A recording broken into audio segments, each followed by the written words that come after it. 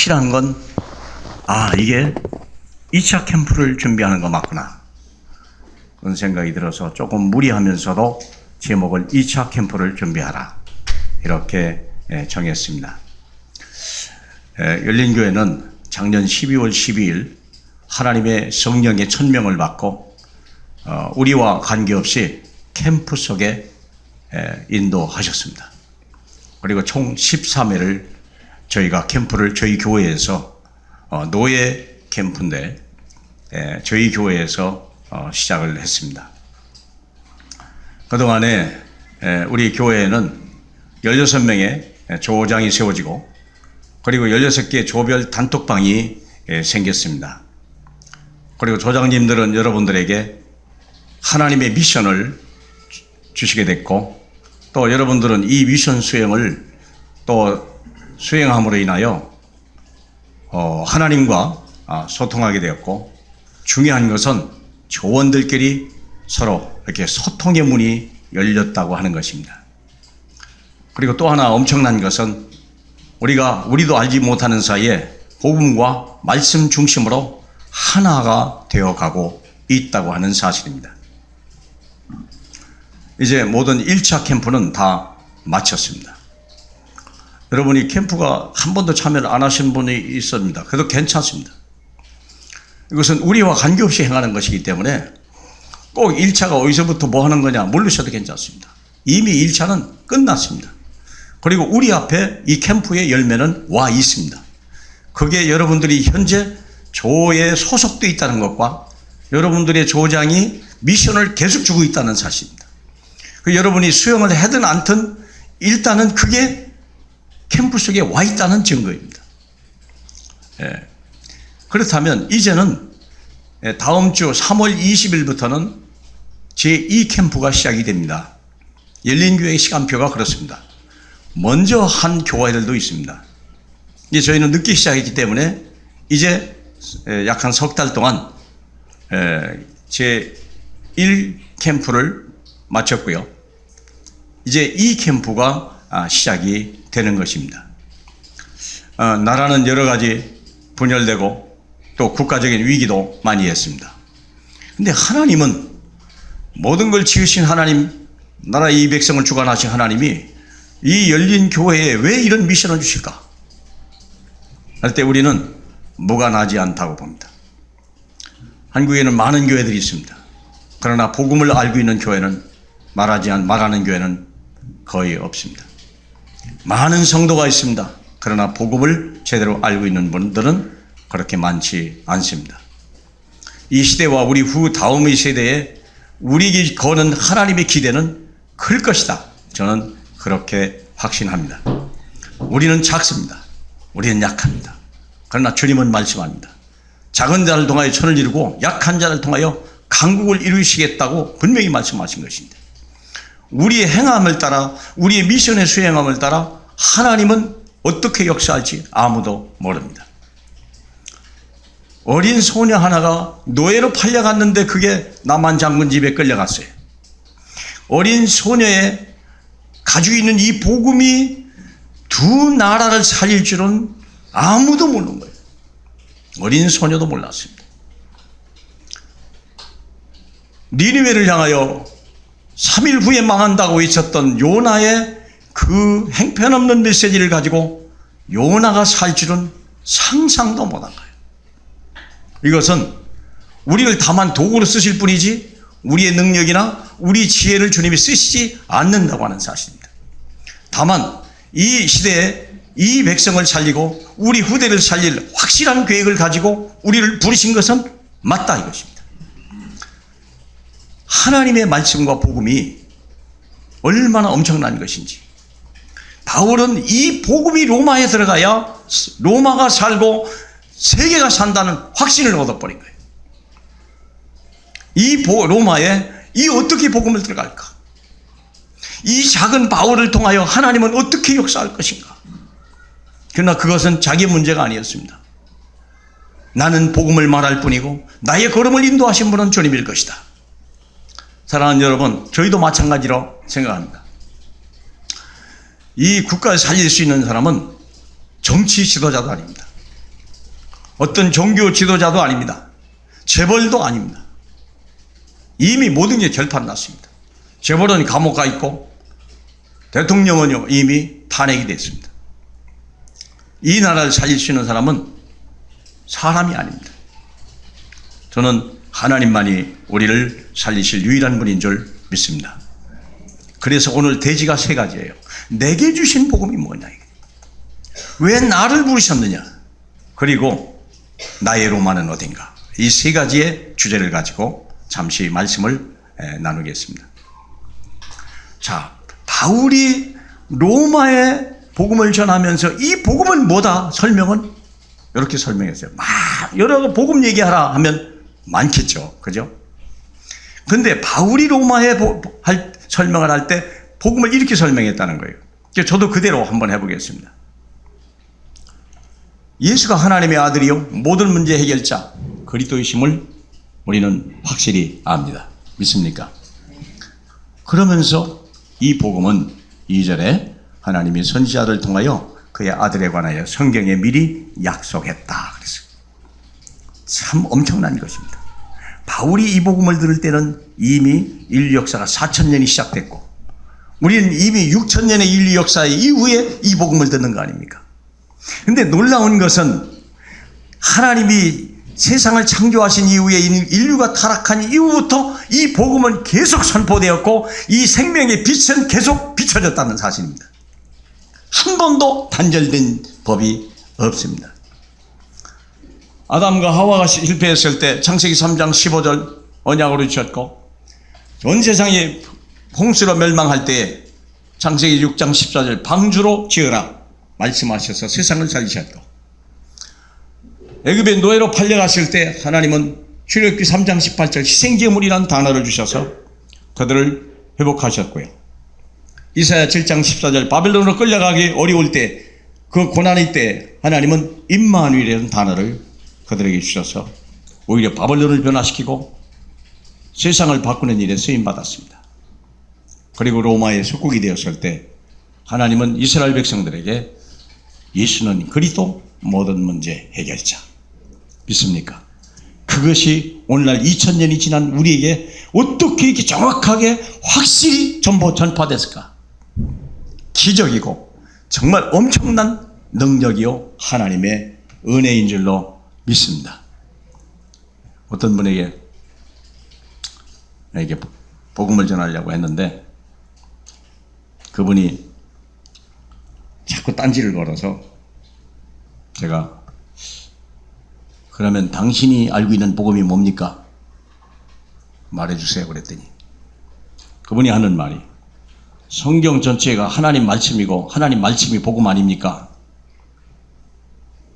제가 얼른 대답을 해야 되나 말해야 하다 그건 아닙니다. 하나님 말씀이 복음입니까? 네, 맞는 것 같기도 하지만 아닙니다. 성경이 말하고 있는 핵심이 뭐냐 이거예요. 그게 복음입니다. 우리는 로마서 10장 17절의 말씀을 새길 필요가 있어요. 믿음은 들음에서 나고 들음은 하나님의 말씀이 아니에요. 그리스도의 말씀입니다. 하나님의 말씀을 들을 때 믿음이 생기는 게 아닙니다. 그리스도의 말씀을 들을 때 믿음이 생기는 것입니다. 믿습니까? 그리스도만 약속이기 때문에 약속을 믿는 자에게 은혜가 오는 거예요. 하나님의 말씀이 약속이 아닙니다. 하나님의 말씀 속에 주신 약속이 있습니다. 그 약속이 그리스도이십니다. 우리를 구원하고 우리의 문제를 해결했다는 약속이 있습니다. 그게 복음입니다. 그래야 믿음이 생기는 겁니다. 왜 많은 사람들이 수십 년 동안 신앙생활하면서 나는 믿음이 없어요 라고 고백할까요? 왜 그런 고백을 할까요? 제가 배치를 부르고 가서 어떤 데 갔는데 여름 궁전이라는 데를 잠깐 보여준다고 해서 갔는데 여기 육군 국방대학원 학생들이 버스에서 내리는데요 한국 사람들이 얼마나 반갑던지다가 쫓아가지고 어떻게 세상에 여기서 한국 사람을 만납니까? 그래서 나보고 저는 목사입니다 그랬더니 어떤 집사가요 막 이 사람은 육군 대령이더구만 목사님 반갑습니다. 저는 교회 집사입니다. 그런데 저는 믿음이 없습니다. 아니, 뭐 처음 보는데 그런 얘기를 합니까? 근데 그분이 늘 그게 마음이 아팠던가 봐요. 처음 자기를 교회 집사라고 얘기하면서 저는 믿음이 없습니다. 그래서 제가 아니 무슨 말씀을 그렇게 하십니까? 믿음이 없다는 말은 무서운 얘기입니다. 예. 복음을 아시면 그런 말씀이 나오진 않습니다. 왜 그런 일이 나와요? 하나님의 말씀을 배워서 그래요. 아는 건 맞는데 믿음이 안 생기는 거예요. 뭘 믿어야 믿음이 됩니까? 예수 그리스도. 이 성경이 말하고 있는 핵심이 그리스도이십니다.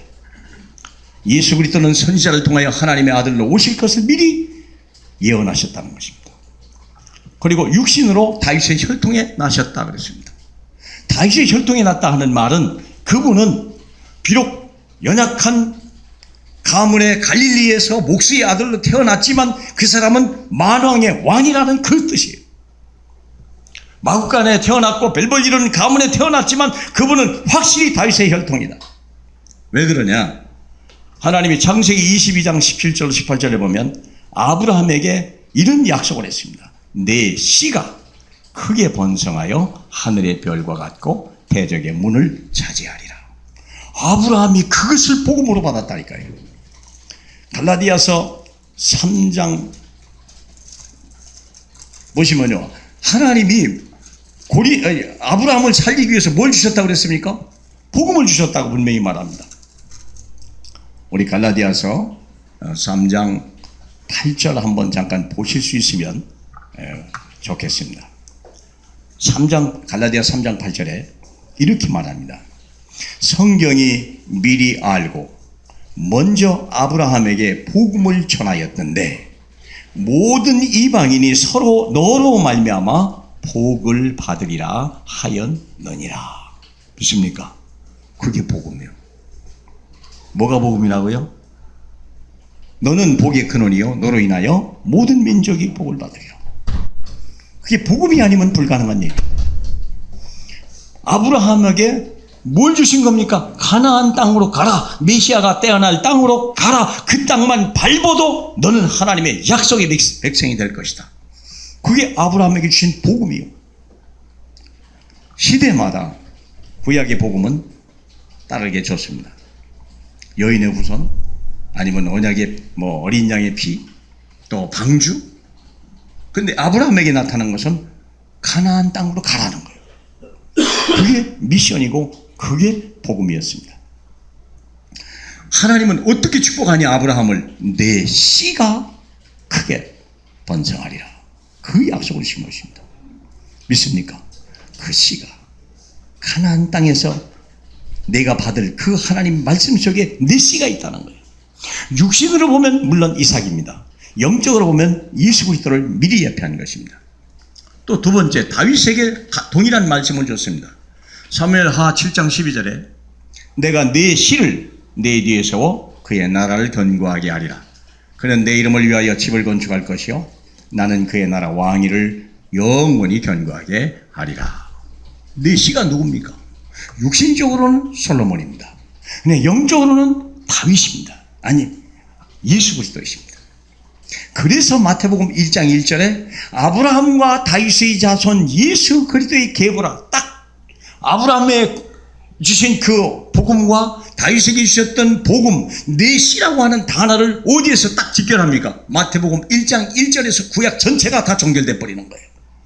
아브라함과 다윗의 자손 예수 그리스도의 계보라. 믿습니까?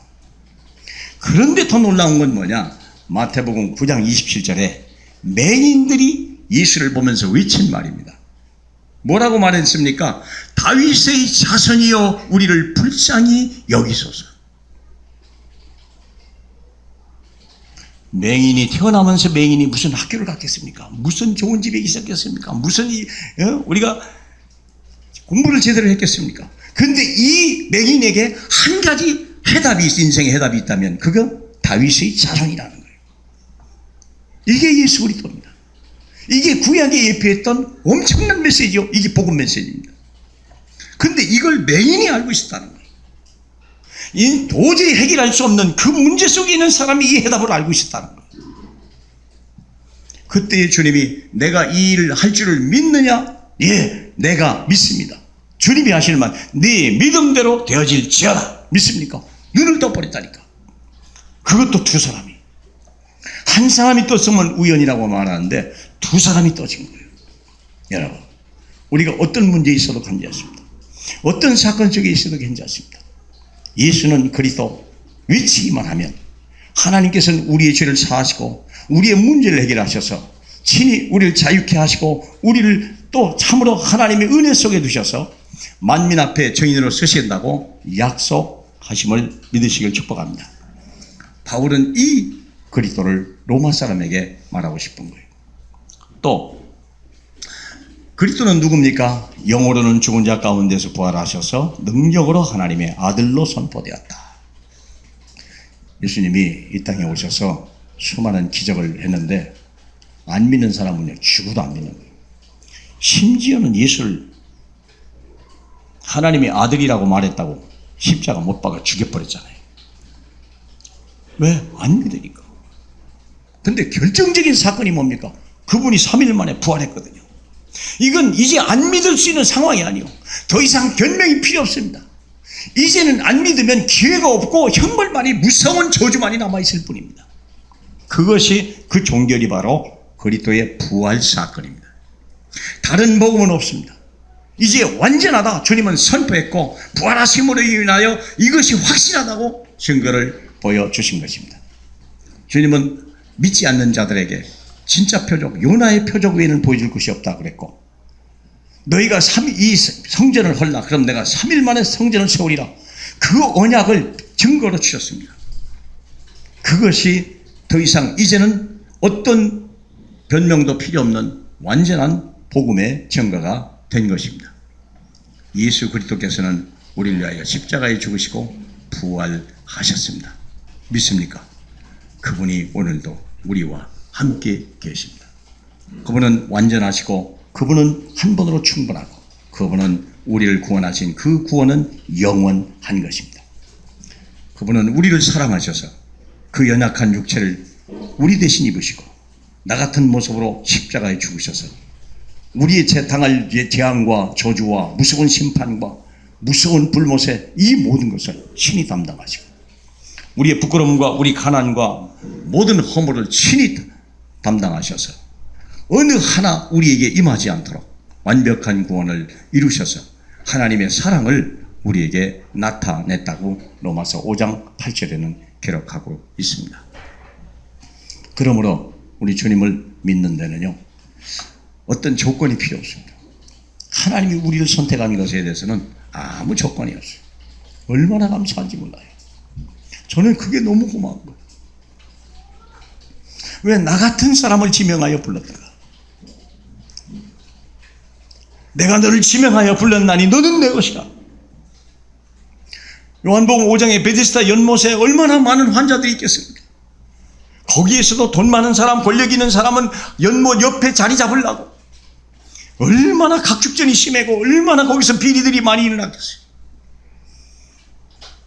주님은 거기에 가서 내가 그리스도라고 외치고 다 일어나라 라고 하지 않으셨다는 거예요. 아무도 포기해버린, 모든 사람이 포기해버린 38년 된 병자를 찾아가서 내가 너를 지명하여 불렀나니 일어나 걸어라. 자리를 들고 일어나 걸어라. 조용히 데리고 나온 것입니다. 참 기적 같은 현장입니다. 38년 된 병자가 일어났다는 것도 기적인데 수천 명의 사람 속에 한 사람만 지명하여 데리고 나왔다는 그 엄청난 은혜와 축복, 그것이 바로 오늘 우리를 지명하신 거예요.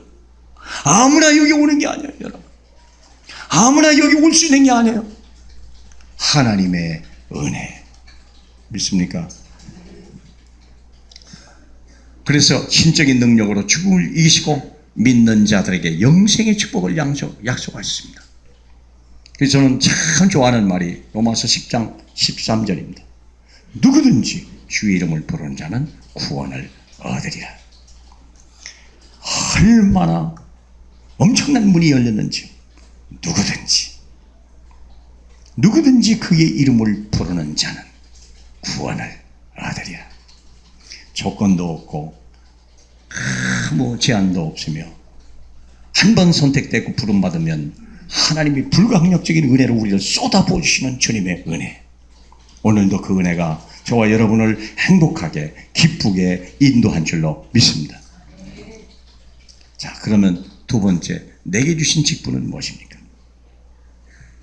오늘 본문을 보면 5절에 그로 말미암아 우리가 은혜와 사도의 직분을 받았다 그랬습니다.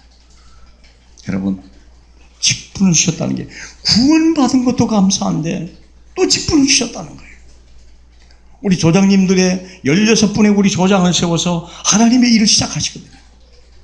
조장님을 통한 여러분에게 명령을 줄 때 그 명령이요, 그 말씀이 여러분의 심령과 여러분의 가정과 후대를 살리는 걸 믿으시길 축복합니다.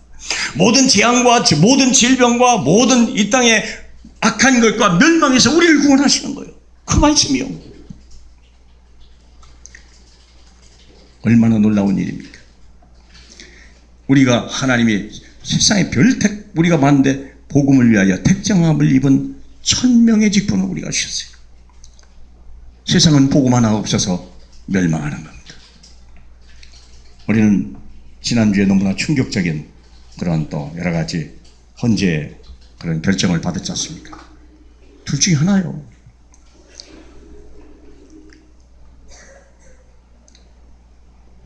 당연한 겁니다, 여러분. 세상은 멸망하는 겁니다. 복음 없이 성공하면 그 무너짐이 심하다고 주님은 약속했지 않습니까? 왜 그랬습니까? 전도자가 없어서. 아니, 그 최태민 씨를 목사라고 좀 안 했으면 좋겠구만. 뉴스는요, 계속 목사라네. 그게 왜 목사입니까, 여러분? 신학교도 안 나오고 복음도 모르는 게 어떻게 목사입니까? 목사가 아니에요, 여러분. 자꾸 목사라고 불러요. 예. 사람이 훌륭해서 목사입니까? 복음을 알면 목사입니다. 복음을 전하라고 부름 받으면 목사입니다. 작은 목자입니다, 조장들은요. 믿습니까? 작은 목자예요. 예수께서 은혜로 주신 직분이라고 말합니다. 고린도 5장 18절에 보니까 화목해 하는 직분이라고 말했고, 고린도후서 10장 8절에 보면 세우는 직분이라고 했습니다. 세상의 직분들은 무너뜨리는 직분입니다. 헌재가 대단한 분들입니다. 어떻게 8명이 그렇게 같은 결론을 내렸는지요. 저는요, 기적이다, 기적. 하나님의 은혜다. 저는 하나님의 은혜라고 생각했어요. 만일에 어떤 분들이 서로 이렇게 부표를 던졌다고 생각해 보세요. 국론은요, 더 망가질 뻔했어요. 얼마나 기도했습니까? 하나님, 이 나라를 상한 마음이 상처되고 치유되고 하나가 되게 해달라고 기도했는데, 재판관들이 하나 되게 하고 이제는 우리가 하나가 되어야 될 하나님의 시간표가 가까이 온 줄로 믿습니다. 화목해 하는 직분을 주셨고 세우는 직분을 우리에게 주신 것입니다. 또 모든 사람이 그 이름을 믿어 순종케 하는 직분이다 그랬어요. 내게 주신 직분입니다. 여러분, 직분이 뭡니까? 이것을 위해서 교회는 장로님 있죠, 목사 있죠, 전도사 있죠, 장로, 그 다음에 안수집사, 그 다음에 권사, 집사, 권찰이 있습니다. 이게 직분입니다. 뭐 하는 직분입니까? 복음 전하는 직분입니다. 누가 불러야 될 이름입니까? 이건 교회에서 부르라는 이름이 아니에요. 세상에서 부르라는 이름이요. 세상에서 부르라는 이름이요. 저분은 장로님이래. 여러분, 나가서 한번 저분은 장로님이래. 그러면 어떻게 될까요? 일단 신뢰가 가요. 일단 믿음이 가요. 일단 평안해요. 그 이름을 들으면. 저분은 장로님이래. 무엇이 그 사람을 보정합니까? 저분은 권사님이래. 저분은 집사님이래. 세상이 불러야 될 직분이요. 믿으시길 축복합니다. 예. 그래서 우리가 하나님의 직분을 주는 거예요. 세상에 빛을 비추라고, 세상에 생명을 주라고 주는 직분이거든요. 바울은 자기가 사도였잖아요. 직접 주지도 않았는데 예수 근처도 안 간 사람이 사도라잖아요. 받은 직분이 너무 크니까 자기는 사도 직분을 감당하게 해달라. 어느 날 어떤 분들을 만났는데 둘 다 집사더구만. 그러면서 자기를 소개하는데 뭐라고 소개하는 줄 아세요? 저희는 집사입니다. 그런데 권사급 집사입니다. 뭔 말입니까? 했더니 자기들은 권사 되기를 원한대. 왜 그렇습니까? 세계복음 하려고. 나 참. 이야, 권사급 집사라고 불러주세요. 왜? 세계복음 해야 돼. 자기는 반드시 세계복음 할 거랍니다. 참 감사하죠. 세상이 물러야 될 직분, 세상이 믿어야 될 직분, 세상이 인정해줘야 될 직분. 고린도후서 10장 4절 5절에 보면 우리의 무기는 어떠한 견고한 진도 무너뜨리는 하나님의 능력이요, 또 모든 이론을 무너뜨리는 능력이요, 하나님을 대적하여 높아진 모든 것을 무너뜨리는 능력이요, 모든 생각을 사로잡아 그리스도께 복종하게 하시는 직분이라 그랬습니다. 믿습니까? 내게 주신 직분이 뭐냐? 바로 그거예요. 견고한 진도 무너뜨리는 직분이요, 모든 이론을 무너뜨리는 직분이요, 모든 교만한 것을 무너뜨리는 직분이요, 모든 생각을 사로잡아 그리스도께 복종케 하는 직분이라는 거예요. 그러니까 우리가 뭘 다른 걸 말하겠습니까? 난 교회 집사입니다. 나는 이 집사의 이름을 걸고 직을 걸고 내가 당신에게 약속하겠습니다. 거기다 뭘 더 걸겠습니까, 여러분? 저와 여러분이 그렇게 되기를 정말 축복합니다. 왜냐하면 지식으로 세상을 살릴 수 없고 능력으로 세상을 살릴 수 없기 때문에 그렇습니다. 하나님은 우리에게 직분을 주셨다고 그랬어요. 그 이름을 위하여, 예수의 이름을 위하여 직분을 주셨습니다. 그래서 모든 사람을 믿고 순종케 하시려고 우리 주님이 우리에게 직분을 주셨답니다. 직분을 잘 감당하는 저희 모두가 되기를 축복합니다. 사실 직분 자체가요, 우리에게요, 큰 부담이에요. 근데 그 부담이 결국은 나를 살리는 거예요. 그 부담이. 어떤 분이 예전에 그러더라고요. 교회 기독교 방송을 들으니까 그러더라고요. 이 사람은 육군 중령이더만. 근데 자기는 집사 안 받으려고 했더니 자기 부인 따라 한 번 교회 갔는데 중령이니까 집사 받으라고 받았다네. 너무 부담이 돼가지고요, 막 잠을 못 잤대요. 내가 할 수 있는 게 뭘까 하다가 난 다른 건 모르겠다. 근데 술은 좀 끌어보자. 왜? 집사를 받았으니까요. 이게 피할 길도 없고 이거 아니라고 말할 수도 없고. 자기는 술만 끌었대잖아요. 이게 군대에서 얼마나 술을 많이 먹습니까? 근데 자기는 술만 끌어요. 내가 집사입니다. 그래서 내가 술을 못 마십니다. 사단장한테, 군대는요, 알잖아요. 군대 사단장이 주면요, 그것을 다 잔을 받아가지고 다 마시고 머리다 부어야 되거든. 다 마셨다는 증표로. 이분은 그걸 자기 머리다 부어버렸다잖아요. 왜 부냐 그랬더니 죄송합니다. 저는 집사입니다. 그래서 내가 마실 수는 없습니다. 그러나 내 머리는 부을 수 있습니다. 명령에 순종하려고. 얼마나 대단한 집사입니까? 자기를 지켰다는 겁니다. 큰 일을 못해도 이 집사 하는 얘기가 자기를 지켜줬대요. 그게 그 직분이에요. 야, 참 대단하다. 우리도 주 예수를 위하여 하나님의 것으로 부르심을 받은 하나님의 직분자임을 믿으시길 축복합니다. 약해도 불렀습니다. 부족하기 때문에 불렀습니다. 너희의 부르심을 보라. 육체를 따라 지혜 있는 자가 많지 아니하고 능한 자가 많지 아니하며 문벌 좋은 자가 많지 아니하도다. 주님은 복음이 모든 것이요 완전하다는 걸 가르쳐주기 위해서 약한 자, 가난한 자, 무식한 자를 통하여서 하나님 이 복음의 증인으로 세우신 줄로 믿습니다. 세 번째입니다. 나의 로마는 어디인가? 자, 그렇다면 나의 로마가 어디입니까? 왜 이 사람은 로마를 배냐면 8절 마지막에 너희 믿음이 온 세상에 전파됩니다. 불과 20명밖에 안 되는 로마의 크리스찬이지만 이 바울은요 이미 온 세계에 전파됐다고 말합니다. 숫자에 중요한 게 아니에요. 하나님의 능력입니다. 그리고 로마를 항상 쉬지 않고 기도하는 로마는 어디인가? 내가 여러 번 가고자 했던 곳이요. 13절에 그리 되어 있습니다. 또 지금까지 길이 막혔던 곳이요. 그러나 이제 하나님의 뜻 안에서 나아갈 좋은 길 얻기를 구하노라. 여러분의 로마는 어디입니까? 닫혀있지만 몇 번 가고자 원했지만 그러나 아직도 그 길이 뚫리기를 원하시는 그게 어디입니까? 여러분의 로마는. 그리고 그 사람을 위해서 그 로마를 위해서 바울은 11절에 보니까 신령한 은사를 나누어 주어 견고하게 하려 함이라 그랬고요. 다른 곳에서와 같이 열매 맺게 하려 함이라 13절에 얘기했습니다. 여러분 열매 맺는 인생 되시길 주님의 이름으로 축복합니다. 열매가 없으면 베어버린다고 안 합니까? 우리 뒤뜰에 매실나무를 심었는데요. 작년에 보니까 꽃이 몇 개 폈더라고요. 그냥 꽃만 폈더니 매실이 몇 개 열렸어요. 이거 봐라. 세상에 심은 지 1년밖에 안 되는 게 매실이 열렸다고 얼마나 기특합니까? 불과 2개인가 3개밖에 안 열렸어요.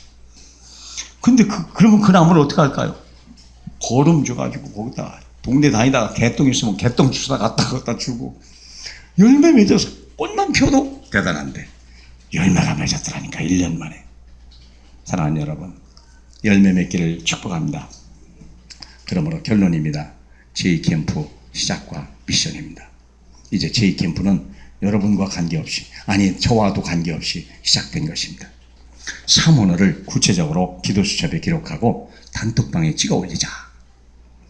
이게 미션입니다. 지금까지는 미션 수행. 읽었냐? 예, 미션 수행. 그렇게 올렸습니다. 그것만 해도 우리 조장들이 막 감격해서 세상에 미션 수행을 했다고. 그 조장님 마음을 이해하십니까? 미션 수행이라는 말 하나 나올 때 막 그냥 이 기쁨, 감격을 어떻게 표현할 길이 없습니다. 여러분. 이제는 셋으로 좀 나눠서 해달라. 첫째는 복음 포럼입니다. 강단 기도 수업을 1000명, 소명, 사명으로 알고 각인시키자. 그래서 은혜되는 말 한마디라도 딱 써놨으면 좋겠어요. 어떤 분이 그렇다기 안 합니까? 조장님이 새신자에게 강단 메시지 들으면서 은혜되는 말 한 가지를 한 줄을 적어달라. 그러니까 그분이 뭐라고 하는지 아십니까? 새신자가요 1년에 한 번밖에 안 나오는 새신자예요. 그 새신자가 올렸는데요, 개나 소는 죽으면 지옥을 안 가지만 사람은 죽으면 지옥 간다는 말을 이분이 들은 거예요. 대단한 메시지를 들은 거 아닙니까? 거기에 와 딱 걸리더라는 거예요. 거기 포럼 조장이 명령하니까요, 그 포럼을 올렸더라고요. 그게 들린 거예요, 쉽게. 이야, 얼마나 움직여. 그걸 듣고 우리 조장이 막 너무 좋아가지고 어떻게 그 중요한 걸 깨달았냐. 여러분, 그게 복음 포럼입니다. 두 번째는 기도 포럼을 해주셔야 되는데, 그게 뭐냐면 내 평생에 이루고 싶을 기도 제목이 뭐냐, 그걸 이렇게 적어주시기 바랍니다. 그건 왜냐하면 우리가 응답을 받기 위하여, 이 기도 응답을 따라서 내 인생이 인도되기 때문에 그러거든요. 우리 하나님께서 자기 기쁘신 뜻을 위하여 우리 속에 소원을 두고 행하시는 주님이기 때문에 그래요. 여러분, 평생에 이루고자 하는 게 뭡니까? 제가 이걸 설교를 준비하면서 나도 고민을 참 많이 했어요. 그래서 내가 언제까지 이 교회에 있는 건 아니잖아요. 저도 언젠가는 이 교회를 떠납니다. 그렇게 많지 않습니다. 그렇다면 내가 이 교회를 떠난 날까지 이건 꼭 이루고 싶다. 30제자 37교회. 어느 목사님이 얘기하더라고요. 나도 저래야 되겠구나. 과하지도 않고 부족하지도 않다. 너무 과하고 1천만 그건 나도 적어도 내게 주신 이 하나님의 교회에서 30제자만 세워도, 그리고 30지교회만 세워도 나는 하나님 앞에 가도 덜 부끄러울 것 같다 하는 생각이 들었습니다. 그리고 이 열린 교회 금년에 응답할 거냐면 300명 영접 30다락방, 그렇게 제가 정했습니다. 그것을 매일 제가 또 쓰고 또 쓰고 또 써서 하나님 보좌에 이르는 기도 제목이 되고 내게 각인돼서 응답받아야 할 기도 제목이 되기를 저는 그렇게 정했습니다. 여러분은 어떻게 정할지 그건 모르겠습니다. 알아서 하세요. 그대로 하시면 더 좋고요, 안 해도 괜찮습니다. 여러분의 형편과 여러분의 믿음 따라 행하시면 되겠습니다. 그게 기도 포럼입니다. 세 번째는 전도 포럼입니다. 오늘 구원받을 대상자를 구체적으로 계획하고 영적 싸움을 시작하자. 정말 저 영혼은 지옥 보내면 안 되지. 내가 다른 건 못해도 내 저 영혼만큼은 구원해서 천국 보내야 되겠다. 줄 건 없어도 내가 그것만큼은 내가 그 사람에게 해주고 싶다. 내 부모님이나 내 형제나 내 자녀나 친척이나 친구나 이런 사람들 이름을 적으세요. 그냥 적어 놓으세요. 주님은 우리를 볼 때 손바닥에 새긴 이름이라고 말합니다. 주님의 손바닥에 새겨진 우리 이름이요. 바울도 말했잖아요. 하나님이 내 증인이 되거니와 항상 내 기도에 쉬지 않고 너희를 말한다. 이게 나중에 뚫이 뚫려버렸네요. 이상한 방법으로 간 거예요. 죄수로 끌려가지고 배 타고 갔지 않습니까? 로마까지 갔잖아요. 하나님은 그 기도에 응답 주신 걸 믿으시길 바랍니다. 이제 제2 캠프는 시작됐습니다. 여러분에게 미션을 드립니다. 아마 조장님들이 매일 이 미션을 요청할 것입니다. 은혜 받은 복음 한 줄로 딱 써주세요. 그리고 기도 제목, 평생 기도 제목, 1년 기도 제목을 요약해서 이렇게 다 주세요. 그리고 오늘 정말 구원받아야 할 영혼, 그걸 적어주세요. 그래서 사랑하는 여러분, 정말 하나님의 인생에 열매 있는 우리의 삶이요, 하나님이 관심을 둘 수밖에 없고 하나님이 우리에게 축복할 수밖에 없는 하나님의 사람으로 쓰임받기를 주님의 이름으로 축복합니다. 하나님 아버지 감사합니다. 웬 은혜요, 웬 축복입니까? 이제 2차 캠프를 하나님의 교회에 허락하시니 감사합니다. 아직 다 참여하지 못한 분이 있을지라도 이제라도 하나님 정말 아멘 아멘 올리는 그 믿음의 순종을 보시고 축복하여 주시옵소서. 이를 위하여 먼저 수고하는 우리 조장님들이 먼저 열매 맺고 먼저 응답받고 먼저 축복받는 은총 속에 있게 하옵소서. 살아계신 예수님 이름으로 기도하옵나이다. 아멘.